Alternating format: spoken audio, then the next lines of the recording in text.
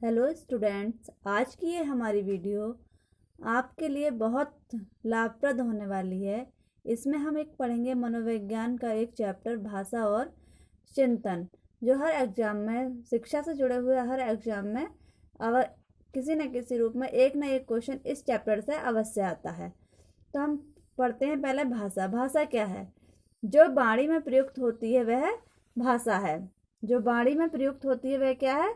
भाषा है।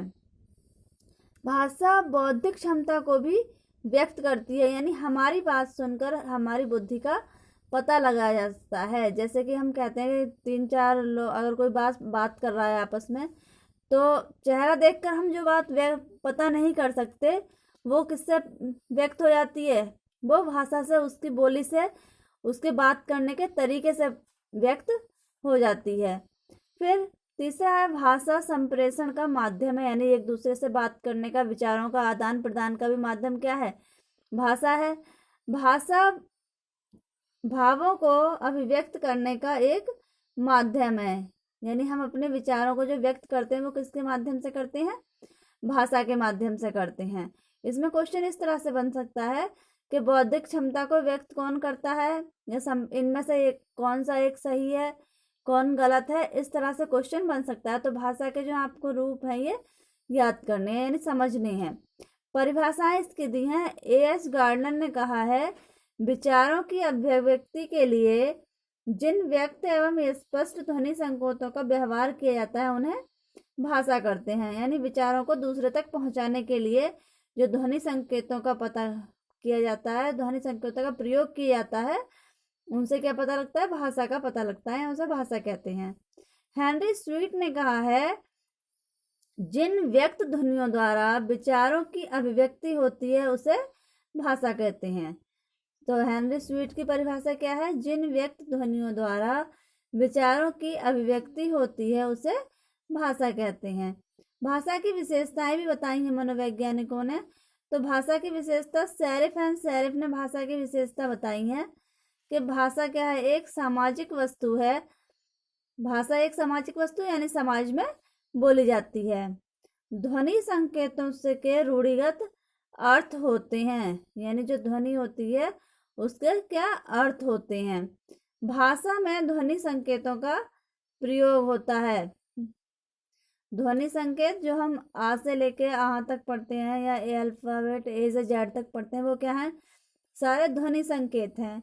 ये ध्वनि संकेत मानव के उच्चारण उपयोगी अव्यय के वर्णों के रूप में व्यक्त करते हैं। यानी ध्वनि संकेतों को क्या करते हैं? मानव उच्चारण करके अव्ययों के वर्गों के रूप में व्यक्त करते हैं। भाषा का महत्व, भाषा का हमारे जीवन में बहुत बड़ा महत्व है।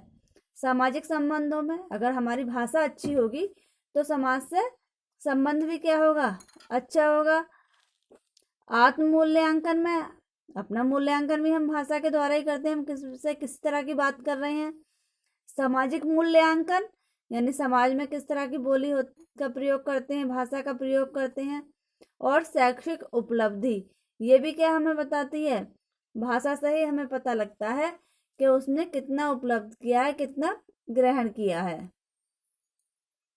भाषा के प्रकार, भाषा के प्रकार में सबसे पहले आती है मातृभाषा। जो हम घर परिवार में बोलते हैं वो हमारी क्या होती है? मातृभाषा होती है। दूसरी राष्ट्रभाषा, जैसे राष्ट्रभाषा क्या है? हिंदी है, पूरे राष्ट्र में बोले जाने वाली भाषा है। प्राचीन सांस्कृतिक भाषा, यानी जो पहले बोली जाती थी, संस्कृत, उर्दू वगैरह, ये क्या है? प्राचीन संस्कृति भाषा। विदेशी भाषा, क्योंकि हमारे यहाँ विदेशी आक्रमण होते हुए विदेशों ने बहुत समय तक शासन किया है। अंग्रेज, पुर्तगाल, फ्रांसीसी, डच या मुगल और गुलाम, ये सब आए हमारे यहाँ, तो इनकी भाषा क्या हो गई है? मिलजुल गई है। तो वो किसके रूप है? विदेशी भाषा का। वाचिक भाषा, वाचिक भाषा एक होती है लिखने वाली भाषा, और दूसरी बोलचाल की भाषा, तो उसे क्या बोलते हैं? वाचिक भाषा।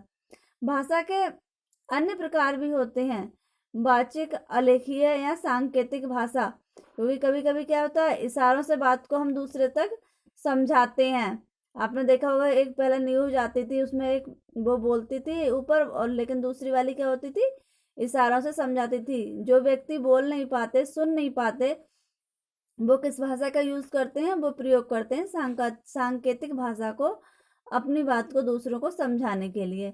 शब्दों के प्रकार क्या होते हैं कि शब्द प्रतीक रूप में शब्द जिन वस्तु के लिए प्रयुक्त होता है वह वस्तु के लिए प्रतीक होता है।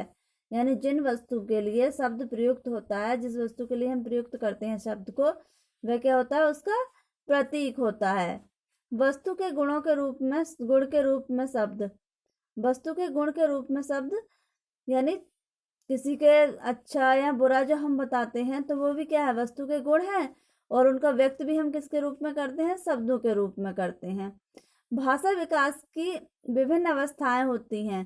तो अवस्थाएं कौन सी होती हैं? जैसे बच्चा प्रारंभ में स्वर उच्चारण करता है, एक दो शब्द बोलता है, या उससे पहले जन्म रोदन यानी जन्म के समय रोता है, फिर विस्फोट ध्वनि यानी एक दो शब्द बोलता है, फिर वो एक साथ कई सारे बोलता है, उसे क्या होते हैं, बबलाना बोलते हैं उसे। फिर भाषा बोध, उसे भाषा की वो दो चार शब्द और बढ़ता है आगे को। फिर प्रथम शब्द बोलता है, जिसे अम्मा बाबा बच्चे बोलते हैं। फिर एक शब्दीय वाक्य या जटिल वाक्य, ये क्या है, ये भाषा के सभी अवस्थाएं हैं। यानी प्रारंभ में जन्म के समय रोना, फिर तेज कुछ आवाज में रोना, फिर इस तरह की भाषा बोलना के समझ में ना आना, फिर भाषा का ज्ञान हो जाना उसे, फिर प्रथम शब्द बोलना, फिर एक शब्द के वाक्य बोलना, और फिर बाद में सबसे आता है जटिल वाक्य बोलना। तो आज हमने पढ़े भाषा की विभिन्न अवस्थाएं। चैनल को सब्सक्राइब और शेयर करना ना भूलें, और अगले चैप्टर में हम पढ़ेंगे भाषा के विकास को प्रभावित करने वाले कारक। तो बने रहें अगले वीडियो तक।